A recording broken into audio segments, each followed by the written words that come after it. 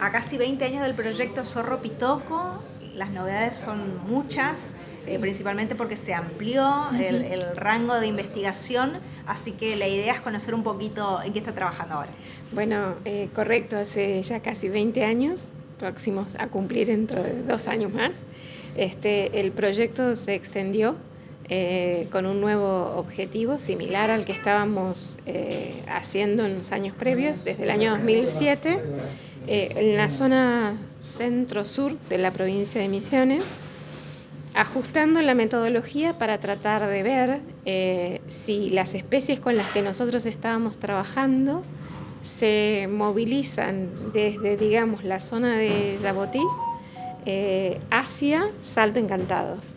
Entonces, a pedido del Ministerio de Ecología, que es con un ministerio con el que trabajamos mucho, comenzamos a extender estos muestreos utilizando las mismas técnicas no invasivas, perros detectores entrenados ahora, ya después con mucha experiencia en estos años, en la búsqueda de caca, heces, excrementos de 9 especies diferentes.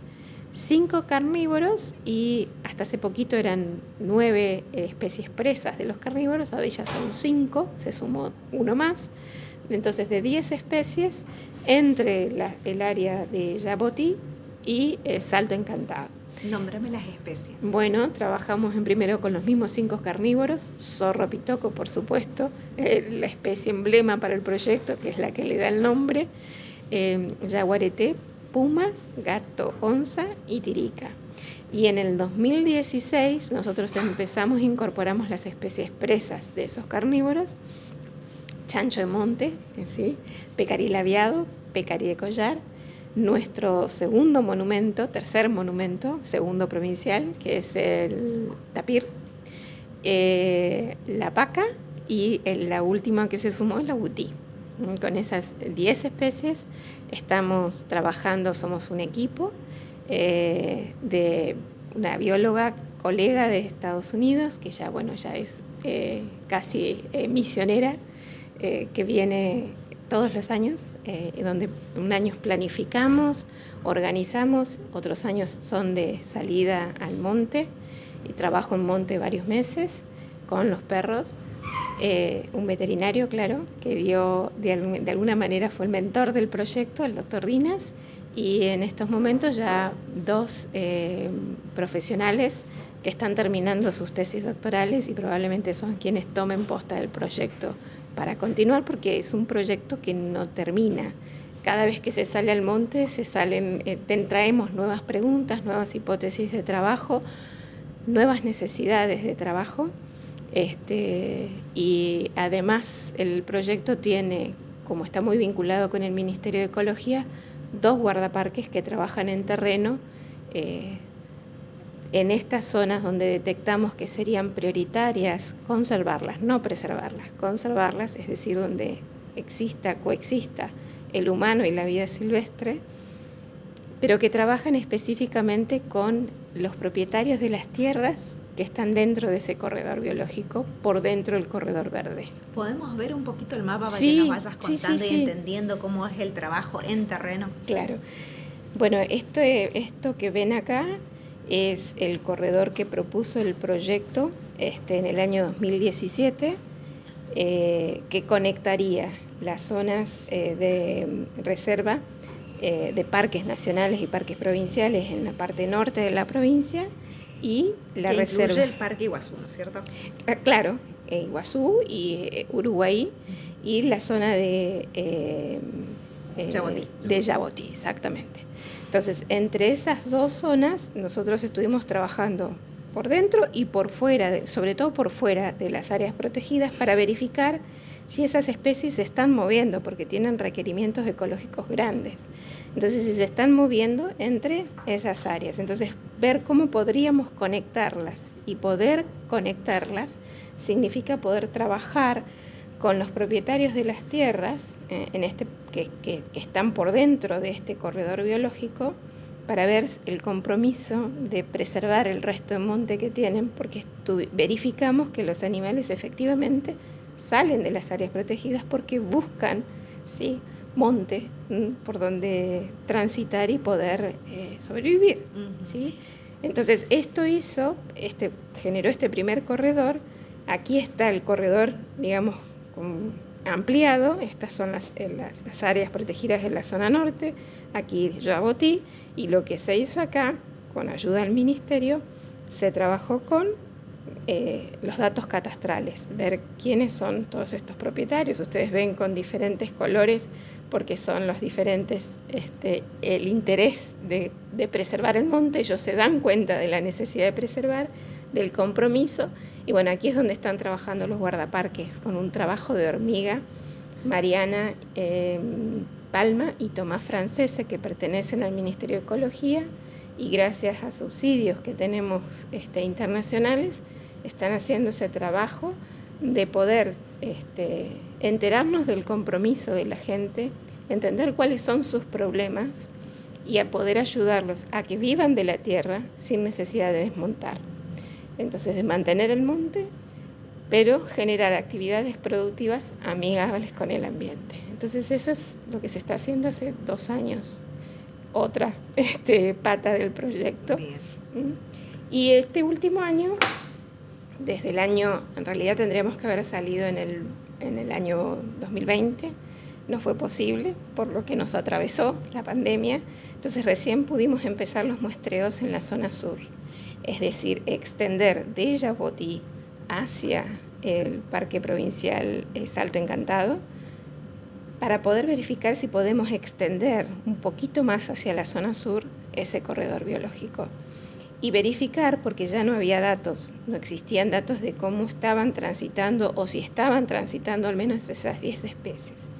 El hecho es que eso es parte del proyecto doctoral de 2 de nuestros colegas que forman parte del proyecto, y en estos momentos están terminando los estudios genéticos, pero sí, ya sabemos que las 10 especies están presentes, que están transitando esa zona, y bueno, tendremos que repetir todo este trabajo, que bueno, son 20 años más. Volvemos a 20 años atrás. Sí. ¿Cómo nace este proyecto y la razón del nombre? Bueno, con una pregunta de nuestra colega afuera. Yo no soy quién para contarte esto, porque en realidad la ya pregunta... hablamos con Miguel Rina. Exactamente. De esto, pero bueno, vos rápidamente tomaste la posta y en realidad, ese marco científico. En realidad, Miguel y Karen tomaron contacto primero, y después yo a Miguel lo conocía porque trabajaba en otras especies, en roedores que no viven acá en Misiones.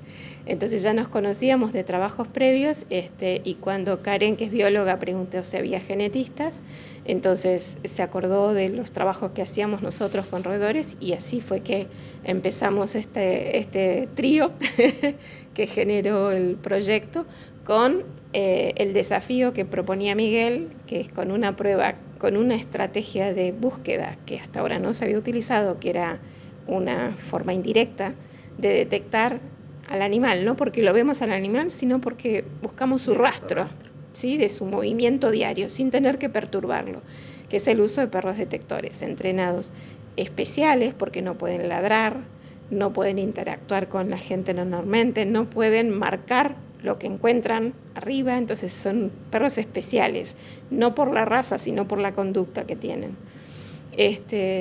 Y entonces, para responder esta pregunta de que ¿será que nuestro monumento provincial, el Zorro Pitoco, es una leyenda o realmente desapareció localmente, se extinguió, o todavía lo tenemos en la selva?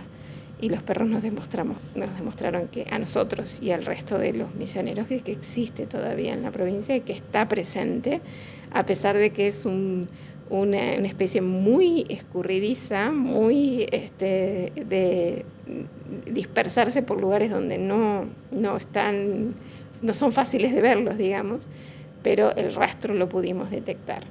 Y fue el primer dato, el dato del proyecto, con unas 20, casi 30 muestras recolectadas, que dieron un total más o menos de 24 individuos. Cuando se hizo el análisis genético pudimos ver que caca pertenecía al mismo individuo y que no, y pudimos confirmarle en la provincia que todavía estaba la especie presente y que sigue presente, y ojalá siga creciendo también el número. ¿Es una especie en extinción? Contame su importancia. En realidad tiene una distribución amplia. ¿sí? Desde México hasta justamente el sur, hasta la provincia, el sur de el norte de Argentina.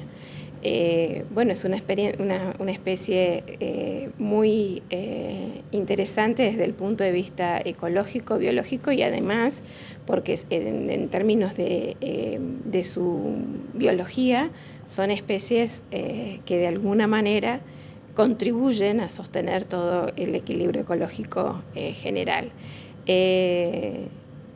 Para nosotros, para el misionero, es un monumento provincial. Entonces, poder confirmar que todavía lo tenemos y que nuestro monte no está muerto en ese sentido es importante. Que por ahora no tenemos que contar la historia de había una vez un zorro pitoco en el monte, sino que lo protegemos, lo tenemos, y protegiendo el ambiente vamos a seguramente contribuir a mantener la biodiversidad, porque no es solo el zorro pitoco, sino todas las otras especies que conviven, otros animales de las que él depende y otras especies, por ejemplo, plantas también, ¿no? Cuando decimos que mantenemos la selva. Queremos conocer un poquito el antecedente que tiene este proyecto a punto de cumplir 20 años. Bueno, vos sabrás que yo tenía funciones en el Ministerio de Ecología en el área de fauna, conservación de la fauna. Es una tarea a la cual me he dedicado profesionalmente durante toda mi vida. Entonces teníamos referencias sobre todas las especies que había en Misiones, y una de las incógnitas era el zorro pitoco, el Espeotos venaticus, que es una especie que, si bien es de amplia distribución, alcanza a estar como límite sur en la provincia de Misiones. O sea que es exclusiva de Misiones en nuestro país. Bueno, teníamos datos, informaciones. En los últimos tiempos, allá por el 2000 más o menos, ocurrió una situación en la cual se capturaron 2 ejemplares que por primera vez pudimos verlo en vivo, dos cachorritos, y que fueron a parar al Puma. Ya teníamos en funcionamiento el Puma, entonces estuvieron allí. Y lamentablemente esos cachorros murieron por una enfermedad que era específica de ellos, una parasitosis, aunque difícil que ocurra una cosa así, pero no la teníamos en vista. Una parasitosis cuyo parásito internamente se introduce, atraviesa los tejidos de los órganos y entre ellos las arterias. De esa manera rápidamente tuvieron una muerte súbita, por desgracia, por una hemorragia interna, ¿no? Bueno, eso ya lo pudimos determinar después. Bueno, en esos años, siempre llamando la atención dónde está el zorro pitoco en cualquier lugar de la tierra, digamos, contacté con una bióloga que ya estuvo trabajando en Brasil y Paraguay, y nos pusimos en contacto.